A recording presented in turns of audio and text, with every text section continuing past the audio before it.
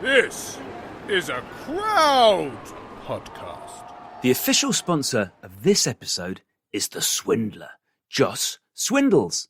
To be more like Joss, go to patreon.com/Joe Marler Show. You're listening to The Marler Show, a little bit of me and a little bit more of Joe. Hello.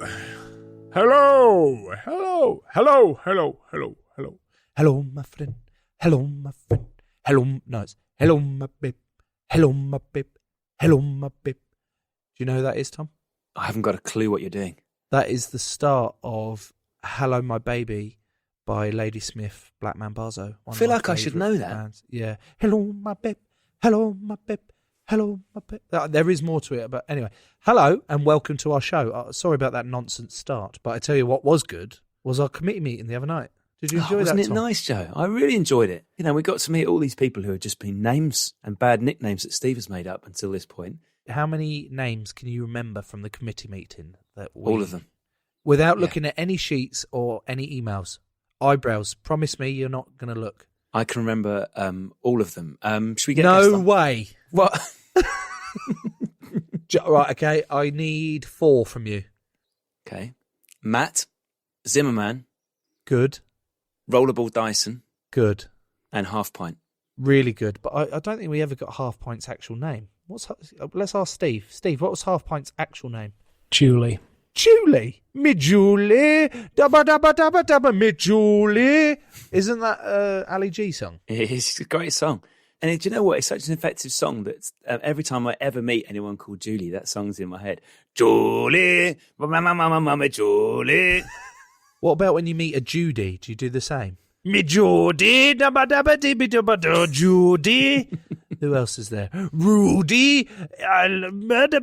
Rudy. With Rudy, I tend to favour the specials with Rudy, a message to you. Stop your messing around. I like cricket. No. I don't like cricket. No. I love it. The pause was too long. While we're doing this sort of minutiae of our task, I'd like to send a good luck message to Sophie, who's starting a new job at Swansea Uni. This message, Joe, has come from someone called Boom Boom Sean. Say boom boom boom. Everybody say Sean. Shawnee! Say boom boom boom. Let me hear you say. Shawnee! Say boom boom boom. Let me hear you say. Lads, try it with Sophie. I think it might work better. Yeah. Okay, yeah, it does do it again, actually. Joe. Say boom boom boom. Everybody say. Good luck, Sophie! This is one of the worst things we've ever done. Oh, God. Fuck my life. Right, we need to talk about the Jack Charlton fiasco for this month's documentary club, don't we? Yeah, the issue here, Joe, is that the excellent Jack Charlton documentary, which we're looking forward to and which won the poll of our Patreon subscribers as the documentary we should feature in this month's documentary club, well, it was available for free, Joe. Certainly on iPlayer. It now looks as if it's disappeared from everything free, only in the week that we need to watch it, because it is on BBC Two from next week, when everyone else can watch it to see what we thought of it and if it made sense. But we seem to be in this strange Charlton interregnum where... Whoa. You think you could just get away with that, do you? Interregnum? Fuck off. That is not a word. If it is, I'd like you to explain it to me immediately. An interregnum, I think, is the period between two reigns. Okay, so you couldn't have said gap. I should have said gap. The problem is, Joe, we're going to have to pay upwards of £2.99 each No. to watch this documentary. Jasper got some birthday money recently, so he can lend me a couple of quid. I think Arthur's got an Amazon voucher, like a £10 Amazon voucher. He can't spend that on his own because he's not old enough, so I've taken custody of it. He'll never know that I've shaved $2.99 off it. Available on Microsoft for $3.49, Google Play for $4.49, but it's in HD. YouTube for $4.49 in HD. Rakuten. I don't know what Rakuten is apart from... Is it what appears on Barcelona shirts? Apple TV $5.49 HD. $5.49? What are you getting more for that? That's a fucking rental as well. And Apple TV... I don't have any of these options, Steve. Joe, can you just watch it and then film it on your phone and call me? I don't actually mind paying for it because by all accounts it's going to be a pretty epic documentary. So Right, shall we get a guest on, or are we just going to chat Winnets for the next 4 hours? I'd say let's get a guest on, Joe. Yeah, but Winnets could be fun. Right, okay. Our guest today is former Special Forces soldier, Dean Stott. Hello, Dean. Hello, Joe. Hello, Tom. Thank you for joining us. Oh, fucking hell, hang on. Are they magpies? 1 for sorrow, 2 for joy. Ah, it's a sign. It's a magpie at Sergio Vanjo's there. Are they magpies or are they blackbirds? Has it got a white element to it as well? Yep. It's a magpie. So 1 for sorrow, 2 for joy. That tells me this is going to be a good episode. What do you reckon? Yeah, without a doubt. Do you not believe in any of that? No, probably don't. You're a cold-hearted, won't finish that sentence, because I know from loads of the films and programs I've watched that Special Forces soldiers never talk about the certain count, and you should never ask about such count either, so you need to move on from that. Is that true? You should never ask. You've done the research well, yeah. Tom, did you see how quickly he was just like, yeah, you've done your research, move the fuck on. That's what you did with your eyes just then, Dean. Unbelievable skills. Is your name definitely Dean Stott? Because I heard that Andy McNabb is not actually called Andy McNabb, but he changed his name for writing purposes or for his public life to Andy McNabb, so it wouldn't cause problems with the people who used to know him, which I thought was fine, but possibly a bit of a stitch-up on someone unrelated to Andy McNabb, SAS Andy McNabb, who was actually just called Andy McNabb. So, no, that is my name, but yes, Andy McNabb obviously wanted to maintain that sort of discretion and changed his name for that. You sign the Official Secrecy Act, so there's certain things that you can't discuss. And so for me, I know where the line is. I know what I can and can't talk about. But again, going back to the days of old when Andy McNabb and them lot were in Iraq, you didn't have Google. Whereas now you can Google, and there's a lot of information about the Special Forces out in the public domain. So that's already open source. So you're not doing anything in regards to repeating that. But things like operations, names of guys, and certain tactical TTPs, we call them, or standard operational procedures, we can't disclose. So there's an element we can and can't talk about. Tom, I'm gonna go with the most obvious question I have here, and it is, what does the Special Forces actually do? Yeah, well, so the Special Forces, we very much different from the rest of the UK forces. So everything from the clothing we have, the weapons we have, the capabilities we have. So we do various methods of insertion. So whether that's skydiving, diving, fast boats, we call it Pepsi Week when we practice all these Pepsi Max weeks. So it's everything from the guys can exit up to 30,000 feet at night to a target area. You can come in by the helicopters. You can abseil in. You can dive covertly 5 kilometers in and climb onto the side of an oil rig. And our dive sets are fully self-contained, so they don't give off any bubbles. So everything we do is covert. Diving down to the submarines without giving away too much. There's that element. So there's the insurgent element, and then there's the actual skill sets on the ground, which is your demolitions. I was a forward air controller, so I'd be chatting to the jets, just dropping the munitions on the target area and things like that. And so it ranges. We do a lot of airborne operations, maritime operations, counter-terrorism. So any hostage rescues, either in UK or around the world, we would get involved with. Covert operations, high-value targets or manhunts, people of interest, especially some of the top Taliban guys, we go for them. Unconventional warfare as well, trying to disrupt or overthrow a government or an occupying power. An example of that, which I probably could give, is when the Russians were in Afghanistan. The SAS were there training the Mujahideen to fight the Russians. It's them sort of things we get involved with. It's operations that you don't tend to see normally on TV, but can have big political ramifications. And that's why we don't have the same weapon system or clothes as the rest of the military, because if caught, the UK government would deny who we are.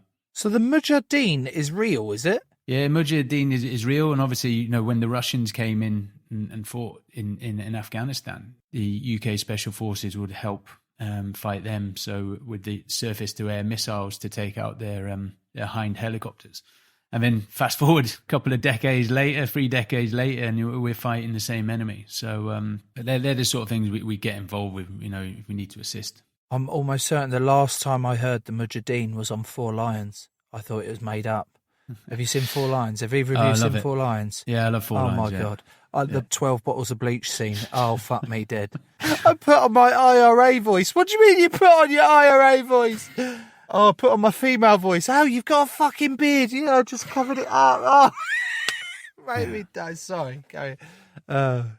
Is it true, Dean, that talking about what happened in Afghanistan when the Russians hit, is it true that Osama bin Laden was trained by the Americans? There's a lot of conspiracy theories in there, you know, but it's a lot of history. You need to look back where it all started and who's upset who. But there's a lot of things. You know, when we went to Afghanistan, actually, the Afghans don't like hate the Brits more than the Americans. And you're like, well, why is that? But if you look at history, it was the third time that we'd invaded Afghanistan.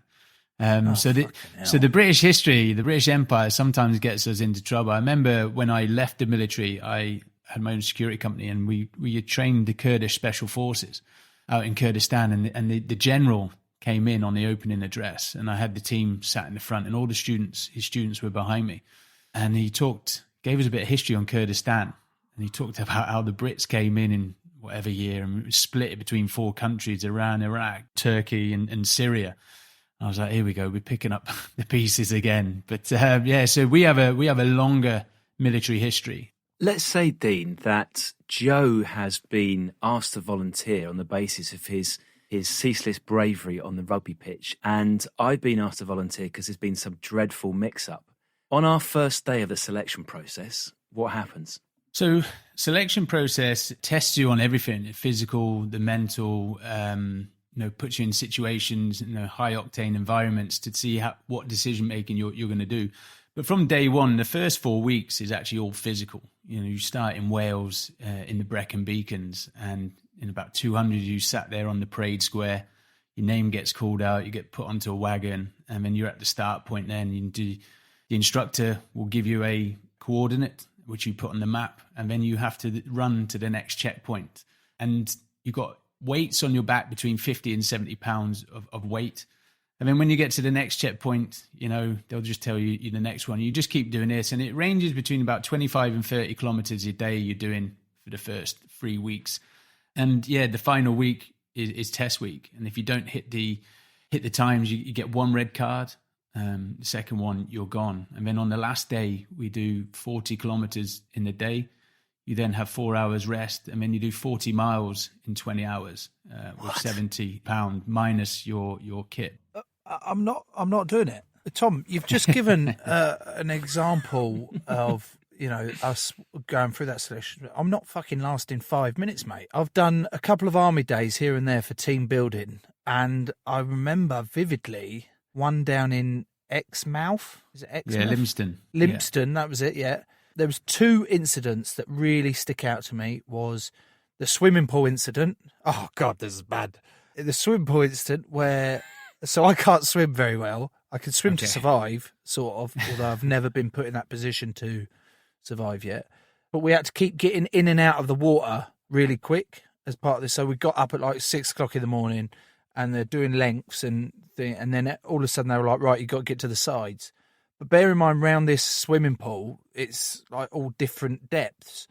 And one of the boys, he's a hooker, who's a bit, about 6 inches shorter than me.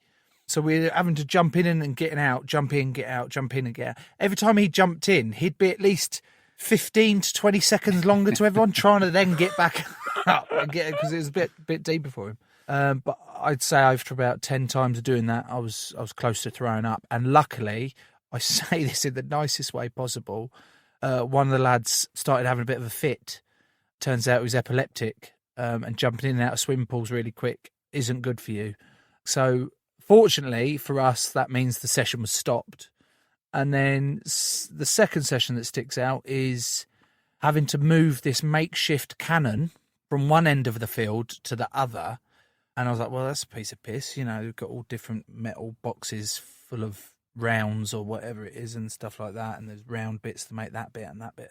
And we all like to get a bit. And I was like, well, we'll just move it over there then, shall we, lads? And they were like, yeah, but there's one rule. You have to do it on your back. I went, what do you mean you have to do it on your back?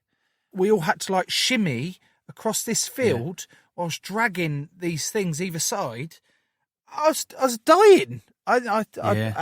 I am exaggerating a little bit, but I still feel like I was dying. I can never understand those team tasks, because why never in the battlefield would you be shimmying on your back, dragging a cannon across the field. So I've never really got the point of that. So what you're telling me is that it was actually pointless, that when they're there shouting at me like, this is how we do it here, you get on with it or you fuck off.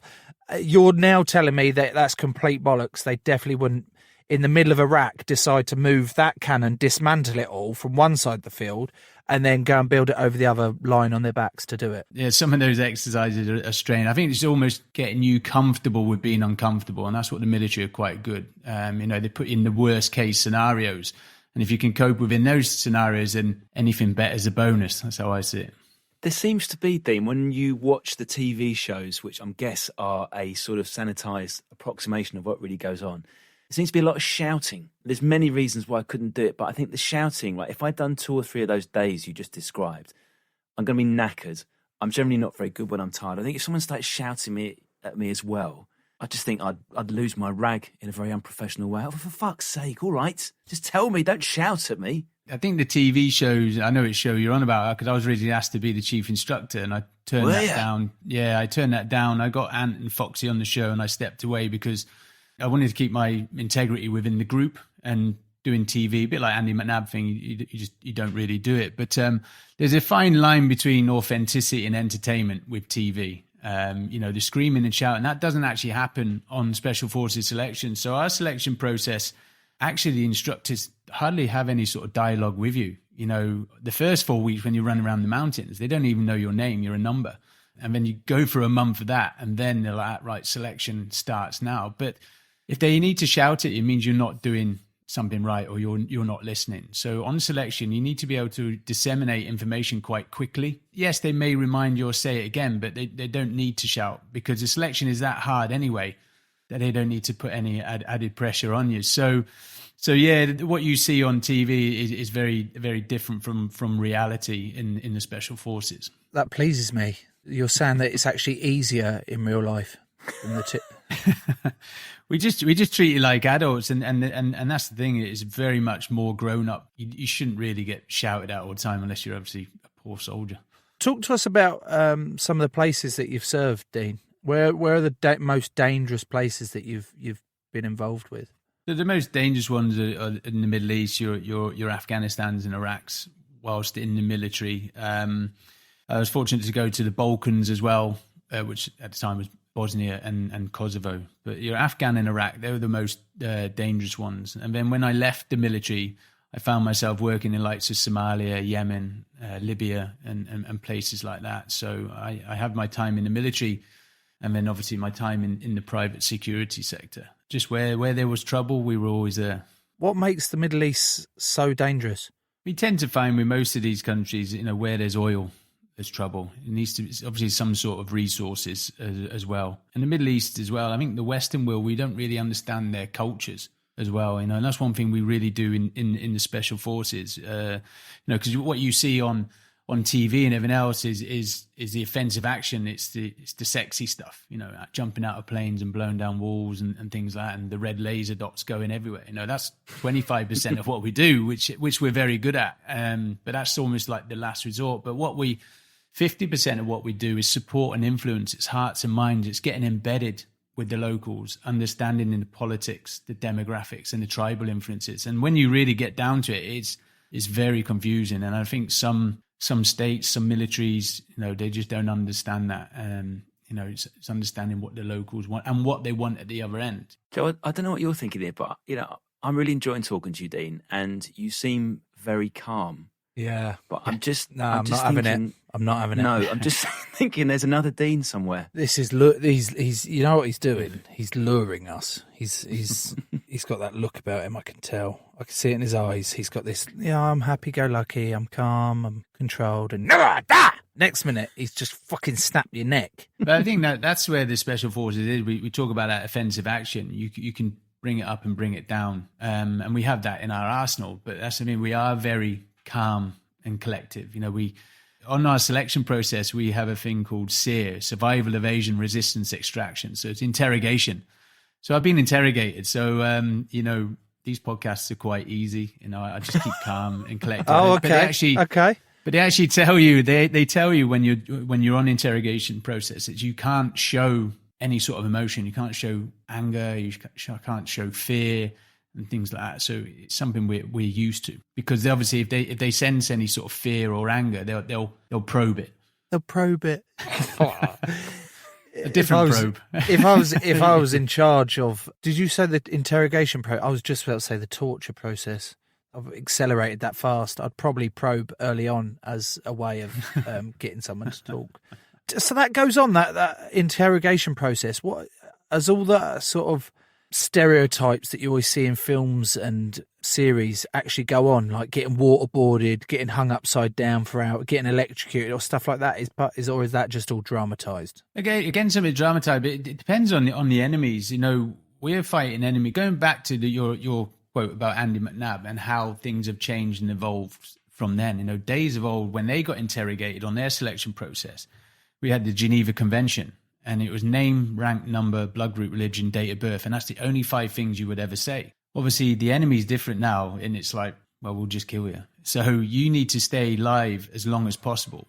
So it's actually building a relationship with your interrogator. Basically, it's to keep you alive long enough that the guys will come and rescue you. So again, how the world's changed. But again, we talked about technology. If you would say to me, if they were to interrogate me, say, where are the SBS based? I'd say in Poole, in Dorset, because you can Google that. I'm not giving anything secret away. So it's knowing what you can and can't say, but staying alive long enough. You talk about building a relationship with your interrogator, but where's the line that it becomes, what is it, Munchausen's? What's the one where you fall in love with your... Stockholm Syndrome.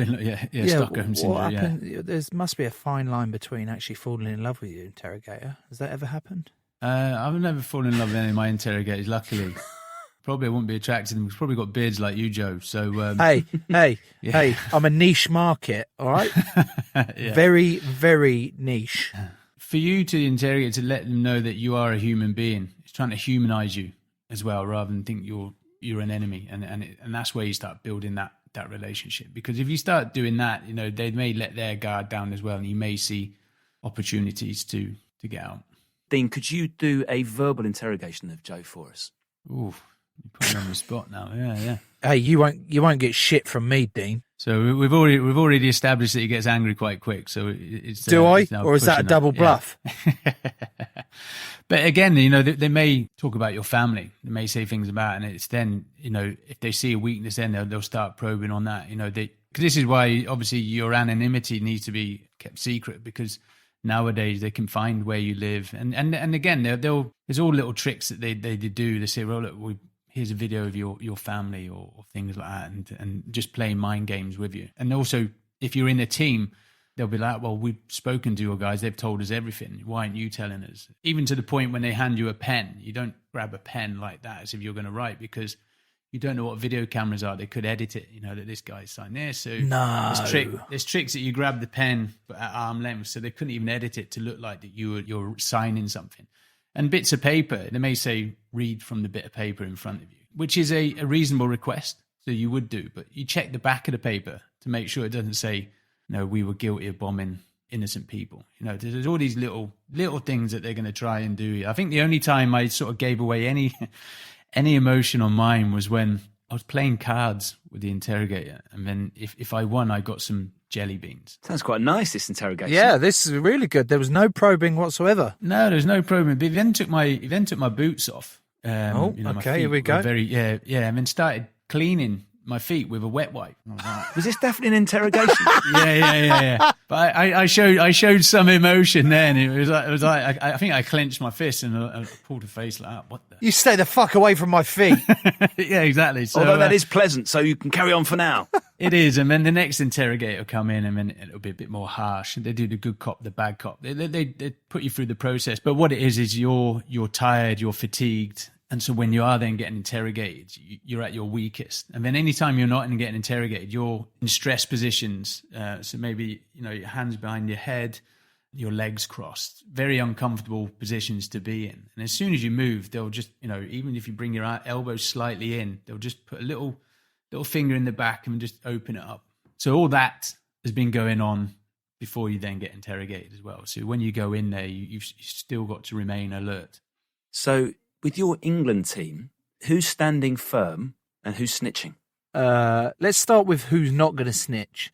You got your Ellis Gengers, you got your Carl Sinklers. Mako's not giving anything up, is he? Mako's he's not listening full stop because he won't be, so Sink has actually been heard goading the Australian team before when I think it was their team manager ended up getting sacked or something because of certain text messages that went round. Yes. And someone had dobbed on someone else. And we were playing them in an autumn international, and for some reason Sink goes wild sometimes and he loves a bit of sledging. And out of nowhere, he was just like, fucking snitches get stitches, bitches. And we were like, what the fuck is going on here, mate? And he just kept wandering around the pitch saying, yeah, you heard, snitches get stitches. I was like, Sink, I'm not entirely sure what's going on here. So he ain't snitching. Who's going to give us up early doors? I'm looking at a George Ford, I'm afraid. Because you could ply him with booze, couldn't you? Yeah, you just tip a few pints down, George. Yeah, he's not a big drinker, so if you were to get one or two in him, he'll give up everything. Who else is bad? Tom Curry, you could probably get after him. You know, he's young, he's naive, he's a hell of a rugby player, but he's clueless, so they'll be the ones to give up first, I reckon. I could see Ben Youngs inadvertently giving something away, just accidentally blurting out the location of the secret base. That you've got him down to a T. Whoa. Right, okay, so on that revelation then, Joe, Snitch Curry is clueless, says Marla. It's probably time for some Patreon shout-outs. These are the people who pay for the show. Our official sponsors today include the Bounty Hunter, Alistair Boundy. The Locksmith, that's Jordan Blaylock. Proud Mary. Mary makes rope bracelets, and they're beautiful. We're also sponsored by President Christopher Bartlett, The Windmill, Ian Miller, and we're sponsored by Totes Emosh, James Oakes. To be more like James, Ian, Christopher, Mary, Jordan and Alistair, search for The Joe Marler Show on Patreon and grow the show. The truth about the Haditha massacre has been covered up, but not anymore. I know you know what happened. They went into houses and killed women and children. What are you thinking? What a mess. U.S. Marines murdered innocent civilians in cold blood. And at the center of it all is 25-year-old Sergeant Frank Wuderick. and me. Murder in House 2, a new podcast from Crowd Network.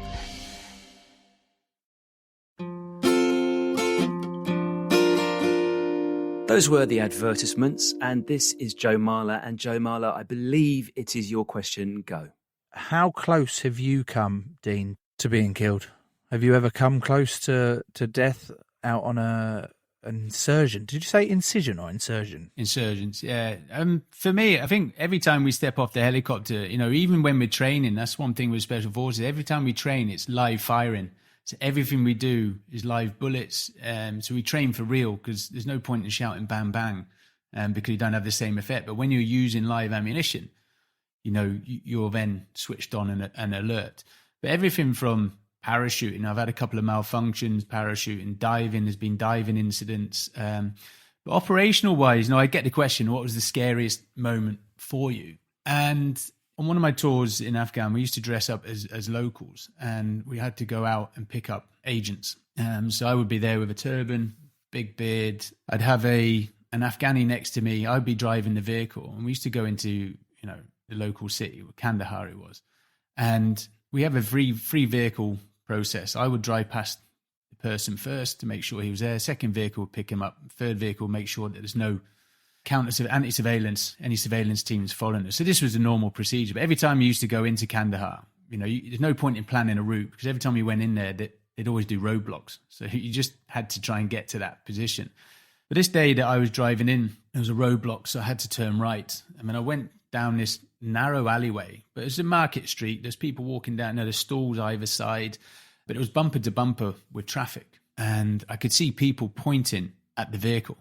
I don't like putting anything in my eyes, so I couldn't put my brown contact lenses in. So I'd like piercing blue eyes. I had makeup on, so it probably, for me, I thought they were standing out. And because you shouldn't be there, your senses are heightened. You're like, I shouldn't be here. They've spotted me.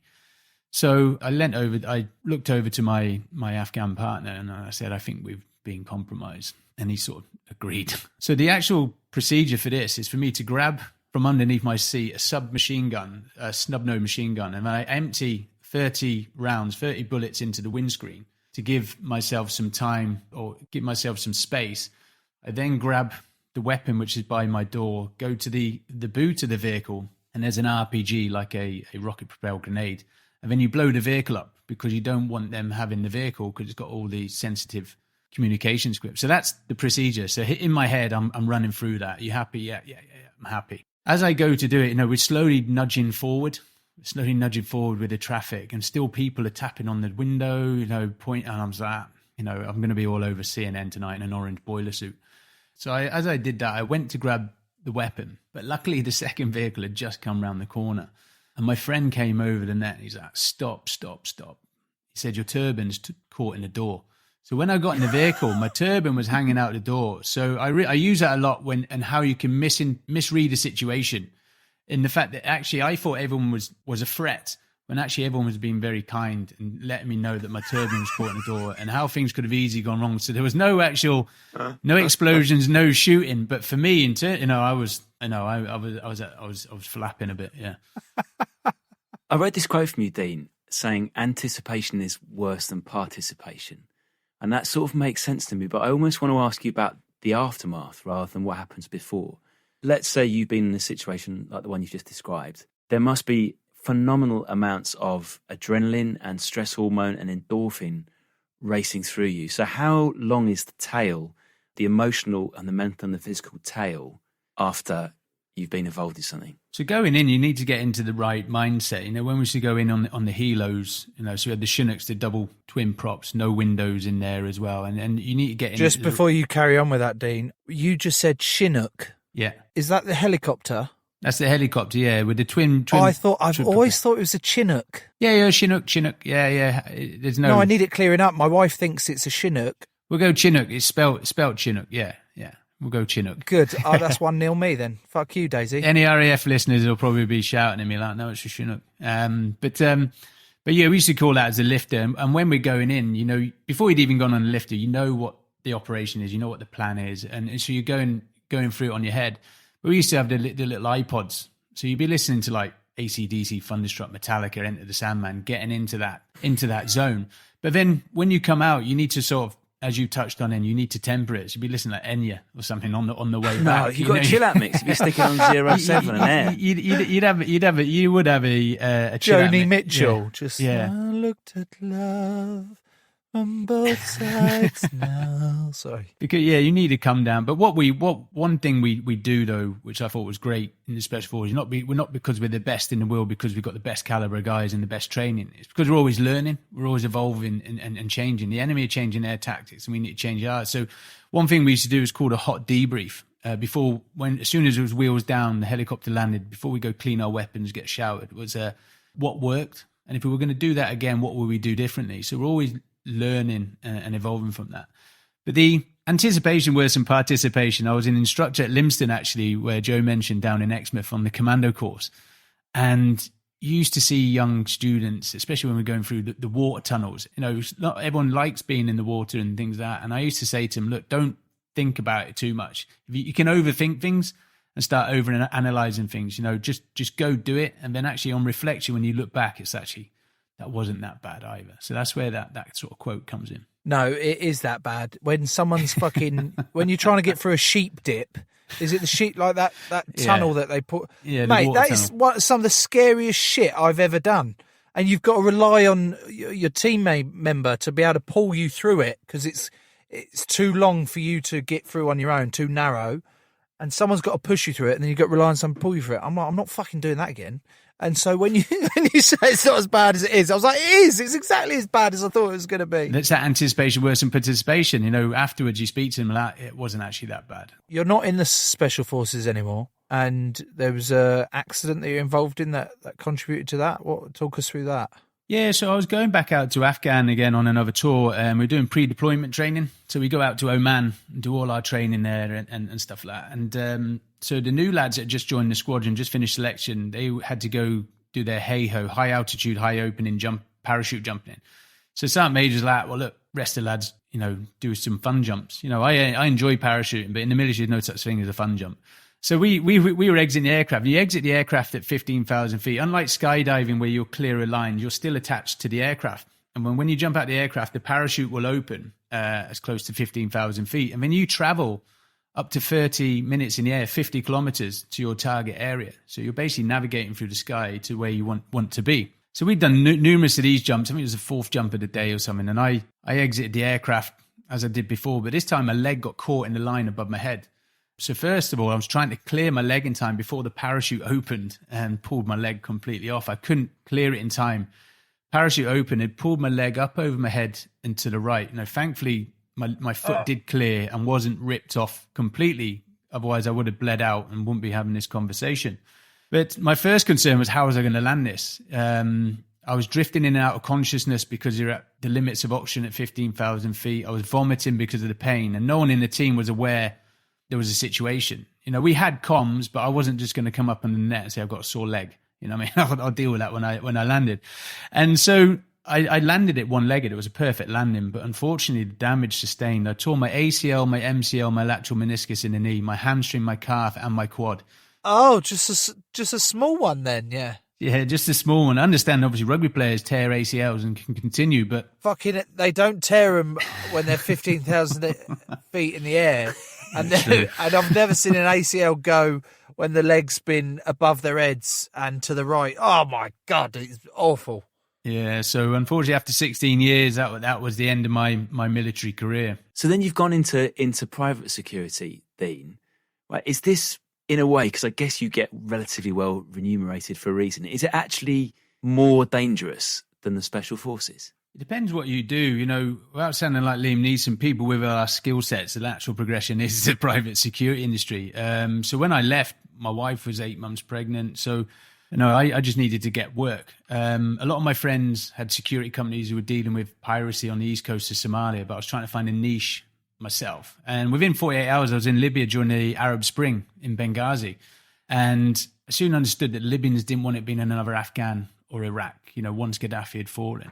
But also that these larger private security companies were charging 6 to 7 figure sums for crisis management and evacuation plans, which weren't actually in place. So I came home, my wife gave birth to our daughter, and I took our life savings out, went back into Libya, and I bought 30 weapons off the black market. And I buried them between Tunis and Egypt and spent a month. Hang on, can I just stop you there? How do you buy, like if Joe said to me, Tom, can you pick up 30 weapons on the black market? Mm-hmm. I wouldn't have the faintest idea where to start. How do you buy 30 weapons on the black market? Well, at the time, it was still the Arab Spring. So there was still, there was a huge proliferation of weapons. Everyone had weapons. Actually, what the shortage of was ammunition. So it was very easy to get my hands on weapons.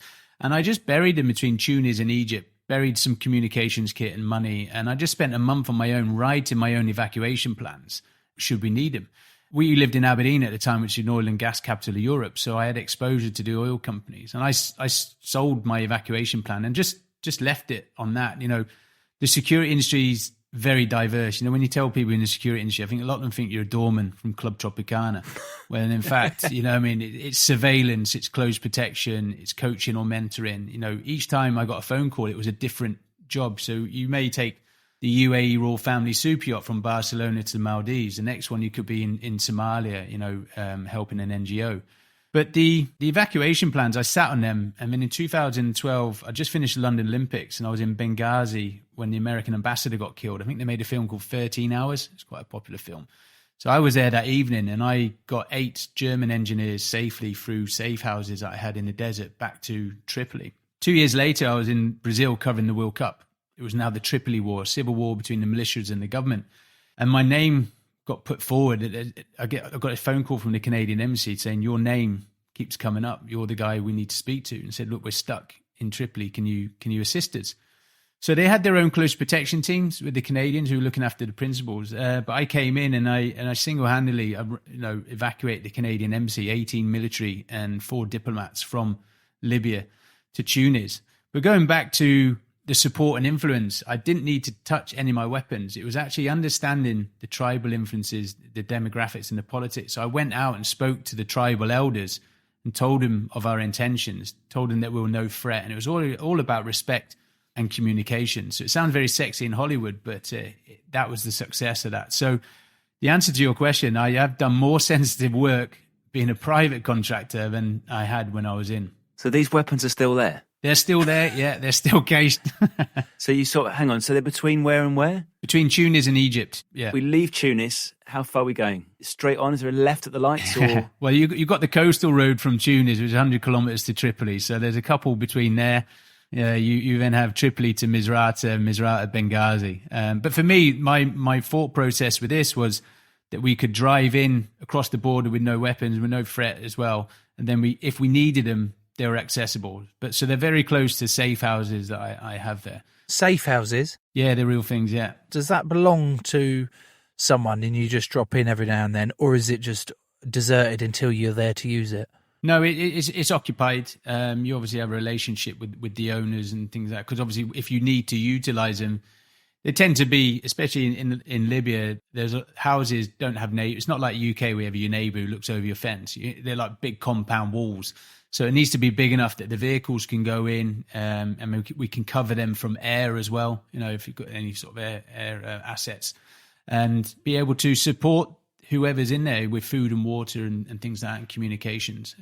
So yeah, that's what I did, is understood who the decent fixers were and from what regions. I'm just completely blown away by everything that, like, you speak at a million miles an hour about all these different countries that I've never heard of. Like, I thought it was Tunisia. Why do you keep skipping off the last two letters? Well, no, it is Tunisia, but I just abbreviate it, Tunis.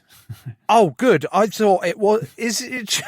I was worried that I was missing a country. Tunis is the capital of Tunisia. So when I evacuated the Canadian embassy, that was their objective, was to get to Tunis, not Tunisia. Oh, thank God for that. Thank God for that. Take me back. What is with all the beef between the SAS and the SBS? Days of old, obviously, they had their own selection process. It was like, well, who's the toughest sort of thing. Now you have that joint selection. That's that mutual respect, because they operate to the same standard. I think years back, we probably talk about it now because Falklands is over 30 years ago.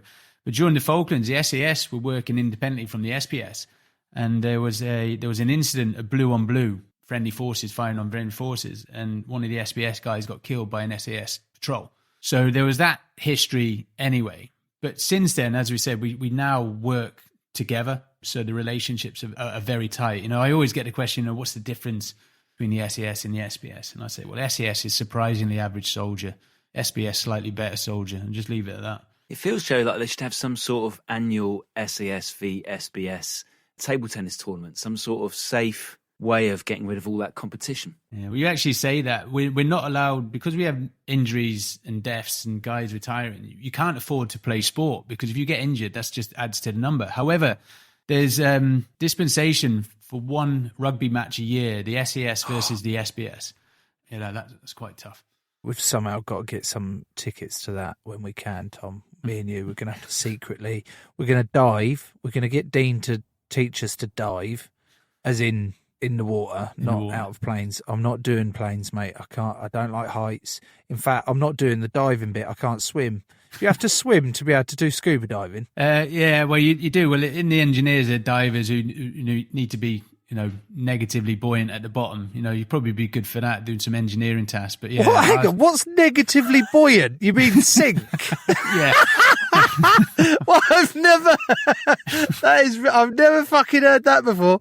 I've been called a fat fuck, and hey, fatty, you're going to sink to the bottom. But that is the best way to He's negatively buoyant. I like it. Yeah, that's the one. Yeah. Well, I came from the Royal Engineers, and that's one of the reasons I went SBS. I was a senior dive instructor in the Royal Engineers, so we used to do tasks underwater that you would do on the surface, be it concreting, chainsaws, circular saws as well. But you need to be negatively buoyant. So those that weren't negatively buoyant had big weighted boots or dive weights along. So it's perfect for you, Joe. Yeah. Oh, thank you so much, Dean. I'm going to explore the next part of my life, which is life after rugby. I can't swim, so they're going to sink me and then make shit. If you make me go to the bottom of the sea and drag loads of cases of ammunition on my back, having to thingy from one end of the sea to the other, then You can get fucked if that's on offer. I'm sorry, I'm not doing that. Anyway, we digress. Dean, thank you so much for coming on and telling us about Special Forces and also an insight into your own story. I've thoroughly enjoyed that, mate. Thanks a lot. No, absolute pleasure. Thank you for having me. Appreciate it. So, Joe, there we go. That was the Stottmeister. That was Stotterucci. Stottolini. Did you enjoy it? Oh, okay. So you're coming up with those nicknames now that the SBS Special Armed Forces guy has left. He's left the call, and you've just called him the. He's going to listen to this, though, isn't he? Yes, he is. And hunt me down. Yeah, 100%. He has a like he said about Liam Neeson. He was like, I have a particular set of. I'm trying to get my Liam Neeson voice. I will hunt you down, and I will kill you. He hides his Scottish accent. Not so Irish. Oh, he's Irish. There we go. He's hidden it well. Oh, fuck. I have a particular set of skills. I will find you.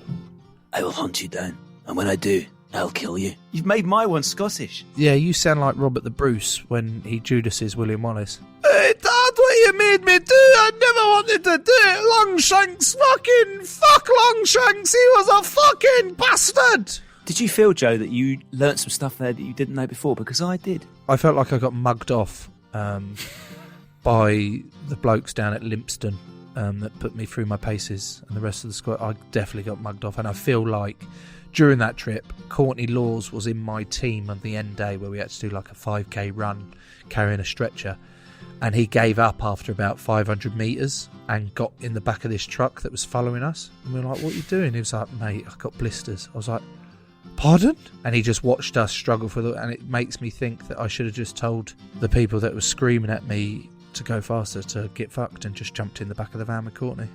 If you're liking this show and you want to support it, search for Joe Marler Show on Patreon. If you want another podcast to listen to, we would like to recommend La French Rugby Podcast with Benjamin Kayser and Johnny Beattie. If you want to know what actually goes on inside French rugby, Benji and Johnny are the guys to listen to. Just search for French Rugby in your podcast app. It'll come up. Tell me what our next episode is about, please. I shall, Joe. Our next episode is about police dogs. Oh! So Will, who listens to this show, got in touch to say he'd love to be a guest. He works with police dogs. He's coming on next week. It's that simple. Oh, lovely. I can't wait to see Will next week. Crowd Network, a place where you belong.